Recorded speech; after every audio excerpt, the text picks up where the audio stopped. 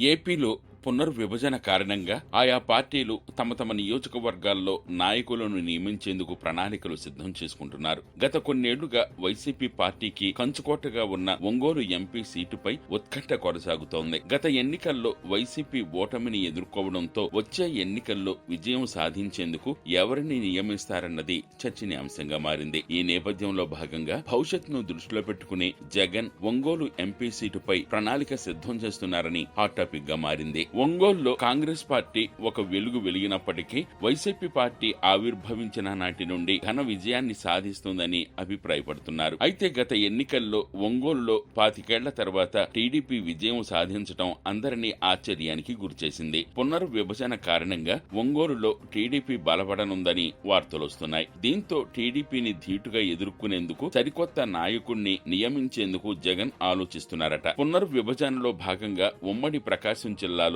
ఒంగోలు, మార్కాపురం నియోజకవర్గం పార్లమెంటు స్థానాలు వచ్చే అవకాశం ఉందని భావిస్తున్నారట. ఇలాంటి పరిస్థితుల్లో మార్కాపురంలో వైసీపీ పార్టీ అధినేత రెడ్డి సామాజిక వర్గానికి చెందిన వ్యక్తిని నియమిస్తే మంచి ఫలితం ఉంటుందని జగన్ ప్లాన్ చేస్తున్నారట. దీనిలో భాగంగా ఒంగోలులో వైసీపీ తరపున చెవిరెడ్డిని కాని వైవి సుబ్బారెడ్డిని గాని నియమించేందుకు జగన్ ప్లాన్ చేస్తున్నారని సమాచారం. అయితే మార్కాపురం జిల్లాలో వైసీపీ పార్టీకి కమ్మ సామాజిక వర్గానికి చెందిన కరణం బలరాం కుటుంబమే సపోర్ట్ గా నిలుస్తుందన్న వార్తలు వస్తున్నాయి. నిజానికి ఒంగోలులో రెడ్డి సామాజిక వర్గానికి చెందిన ఓట్లు అధిక సంఖ్యలో ఉండటమే వైసీపీ విజయం సాధించడానికి గల కారణమని చెప్పుకొస్తారు. మరోవైపు 2024 ఎన్నికల్లో మాగుంట శ్రీనివాసుని పక్కన పెట్టి చిత్తూరు నియోజకవర్గానికి చెందిన చెవిరెడ్డి భాస్కర్ రెడ్డిని ఒంగోలు నియోజకవర్గ అభ్యర్థిగా నియమించడం ఓటమికి కారణమైందని సీనియర్ నాయకులు అభిప్రాయపడుతున్నారు. మరోవైపు డీలిమిటేషన్ తో సామాజిక సమీకరణాలు మారితే భవిష్యత్తులో